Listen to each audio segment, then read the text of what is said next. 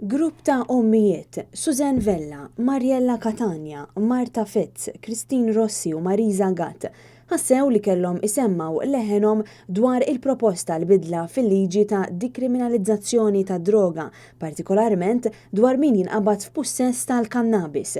Tkellimna ma' Christine Rossi dwar x'jaħsbu li jista' jkun l-effett ta' dawn il-proposti jekk jidħlu fis-seħħ. U għalina l-ommijiet ukoll hija ta' inkwieta x'aħna nixtiequ nagħtu messaġġ ta' edukazzjoni u mhux messaġġ biss ta' nuqqas ta' kriminalizzazzjoni. Ġifieri hija importanti li żgħażagħ nurruhom l-effetti ħsiena tagħha wkoll. U nafu li hija diġà diffiċli li żgħażagħ turihom id-diffikultà tat-tabakku tal-alkoħol li huma legali.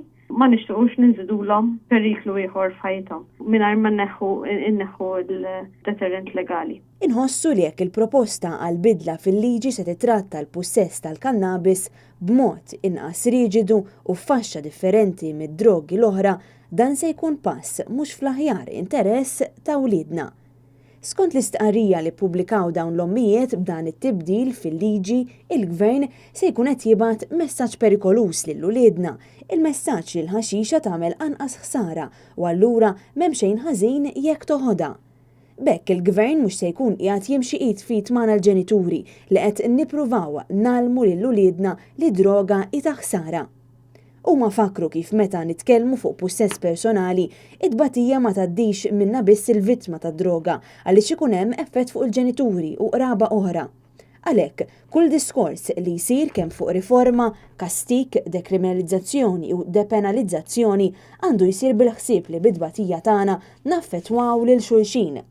Diġà għandna t-tipjibu l-alkoħol ma xiex nitħabtu bħala ġenituri, żewġ vizzi legali li wkoll jagħmlu ħsara u li qed iħallu effetti ħżiena fuq is-soċjetà tagħna.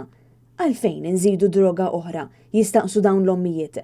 Jistaqsu wkoll għalfejn min jinqabad l-ewwel darba intelfuh l-opportunità tal-għajnuna.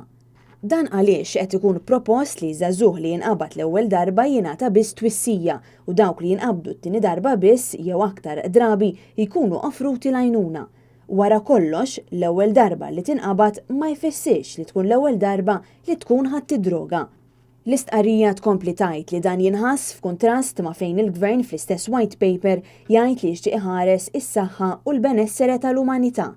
Susan, Mariella, Marta, Christine u Marisa temmew jgħidu li min-naħa l-oħra jilqgħu b'sodisfazzjoni l-proposta li titnaqqas il-pina għal min jabbuża mid-droga. Dan fil-waqt li jisħu li biex ngħinu lil vittmi eżistenti ma nistgħux noħolqu liġijiet li jistgħu iżidu flok inaqsu il-vittmi tad-droga.